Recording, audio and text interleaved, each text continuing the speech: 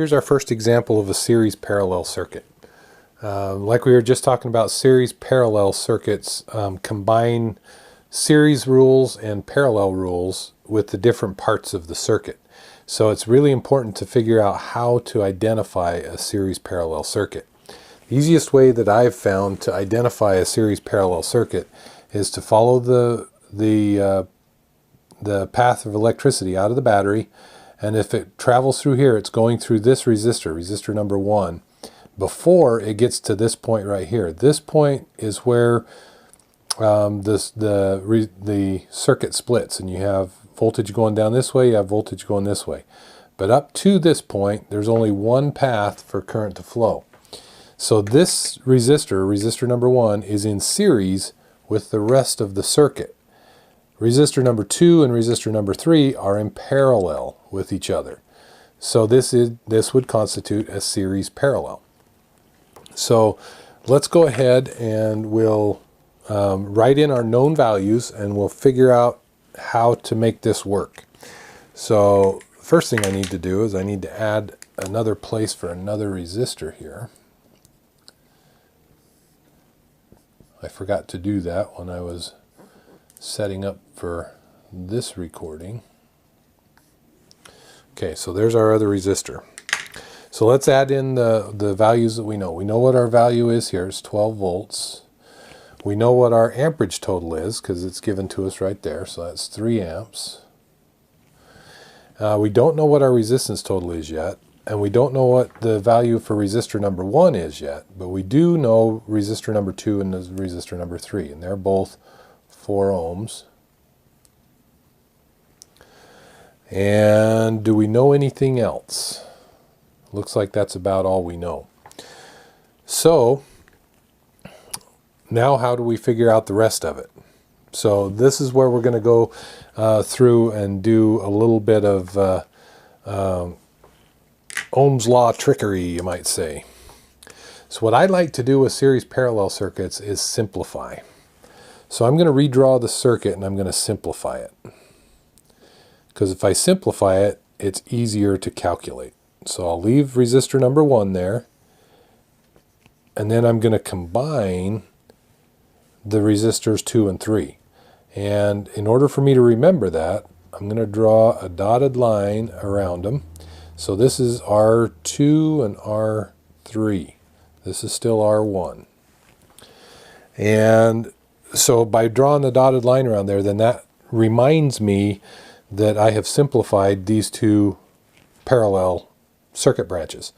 So to combine those, what I'm going to do is I'm going to calculate the resistance based on these two in parallel. Same value. So to calculate the resistance, all I need to do is I've got they're both 4 ohms, and there's 2 of them. So 4 divided by 2 is 2. So that gives me 2 ohms of resistance right there. Okay? Now, on our original circuit up here, we had an amperage total of 3 amps. So I can write that here. We also had a voltage total of 12 volts. Okay? So in a series circuit, amperage is constant. And since we've combined these two, we know what we can figure out what our amperage is going to be on this parallel leg. Because remember, in a parallel, amperage is additive. So this resistor here is going to have the same as amperage total. So that's actually one of the values that we can add in right here. So resistor number 1 is going to have 3 amps because amperage in a series circuit is constant.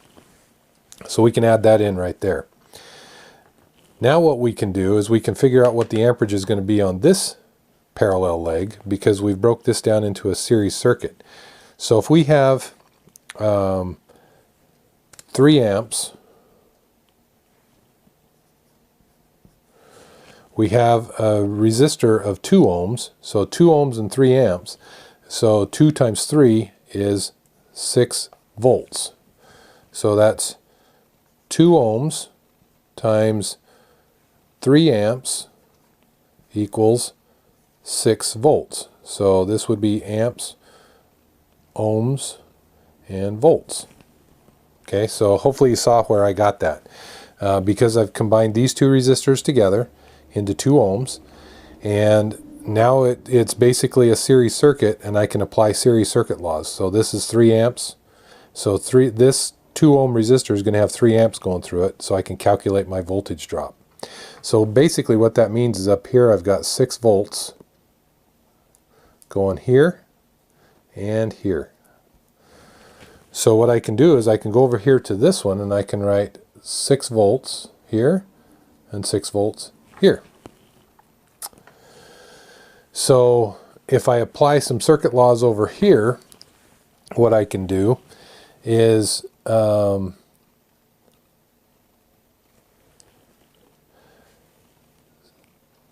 voltage is constant in a parallel circuit, and so I just add one of these. So because both of these are going to be the same as the total right there. So in other words, what I'm saying is this is going to be 6 volts here, and this is going to be 6 volts here, and this is the 6 volt total for the circuit. So if I take 6 volts and subtract it from 12, that leaves me another 6 volts. So that leaves me 6 volts there. So on this one here, I know that this resistor is going to be 6 volts. 6 volts here. So that's what that resistor is going to drop. So now to calculate resistance, I can do a couple of different ways. The way I choose to do it would be 6 volts divided by 3 amps will give me 2 ohms of resistance. So that means that resistor number 2 should be 2 ohms. Okay. So now I can continue this and see if I did everything right. So if I continue calculating the circuit, then I can make sure everything adds up. So 6 divided by 4. Here again, I'm not very good with decimals and numbers and all that kind of stuff, so I'm going to use a calculator. So 6 divided by 4 gives me 1.5. And that's going to be the same here. And then 12 divided by 3, that's going to give me 4 ohms of resistance. So now let's double check ourselves and see if we did this right. So this is going to be our amperage total. These two are going to be the same because they're in series with each other. And in parallel, we add these two together and it should equal the total. So 1.5 equals 3. So that's correct. 6 volts and 6 volts equals 12, so that's correct. And in a parallel, or in a series parallel,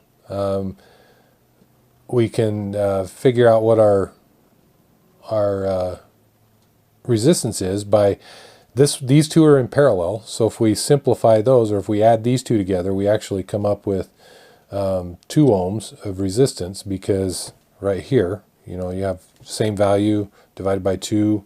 Gives us 2 ohms here. So 2 ohms and 2 ohms, because this one's in series. Resistor number 1 is in series. So 2 ohms and 2 ohms equals 4 ohms. So we can see that we did this one correct.